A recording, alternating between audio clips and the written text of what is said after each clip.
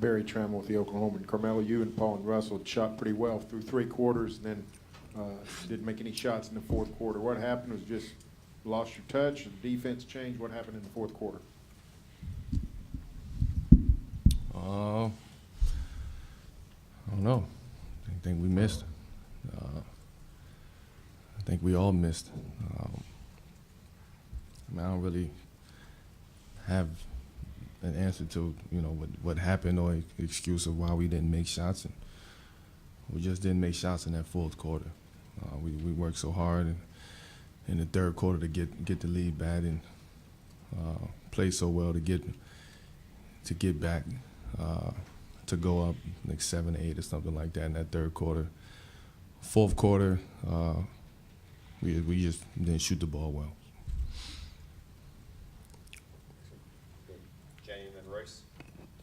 Hey, Paul, you guys started out with 8 turnovers in the 1st quarter, and ultimately you got that curtailed, but just the way that affected the early going and it just delays getting into a rhythm, into a flow. Do you guys have to correct that moving forward? Absolutely. But we that wasn't the game. Game 1, we came out a little slow and found our rhythm. But obviously against a team that we don't want to give up opportunities or allow them to get easy baskets. We got to be better in that category. Paul, you got treatment the last couple of days on your hip. How'd you feel physically tonight? It was a huge turnaround from after it happened, not being able to put shorts on to obviously playing tonight. It was a huge turnaround. I expect these 2-3 days in between going to Utah, I should be back to 100. Fred Katz, Norman Transcript. Paul, you were getting pretty physical defensively on the perimeter early in the game. Do you take the strategy of like setting a baseline there to kind of toe the line, know what you can and can't do, and then work from there? Is that something you were trying tonight? It's just playoffs. It's playoffs. It's I think a base level period when it comes to playoffs. And you gotta raise that physicality level. That's all where it stems from. I'm gonna let it know it's not gonna be easy out there. Nick Gallo, OKCThunder.com. Carmelo, you guys had a 19-0 run. I think they had an 18-3 run. Just in general, why in playoff basketball do you think those types of extended, sustained runs are able to happen? And what's the key to either weathering through them or being able to extend them if you're the one doing it? Well, the game is about runs, and we had a big run. They had a run. They started off the game, aggressive, kind of getting us out of our flow of the offense early in the game. We sustained that, got ourselves back into the game in that 3rd quarter, and they sustained it throughout the 4th quarter. Us not making shots in the 4th quarter played into their hands, but they did a good job of making plays, offensive rebounds, 50-50 basketballs out there, the loose balls out there.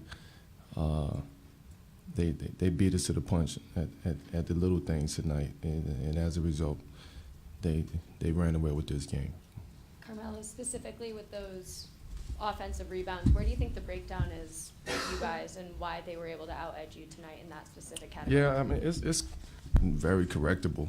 I think a lot of times we're out of position. Tonight we was out of position a lot. Miscommunication out there on the defensive end at times led to offensive rebounds. That's things that we can correct, things that we have to correct, things that we will correct. And we on to the next game. We threw the first punch. They punched us back tonight, and now we got to go on the road and get a win in their place, and that's the mindset. Paul, Shannon Shang from Tencent China. You ever felt stressful since the last game, that the playoff P performance? You were stressed? Was I stressed tonight? Playoff P. From what? Playoff P. Was- From the maybe the higher expectations that the fans or the No. It's no stress.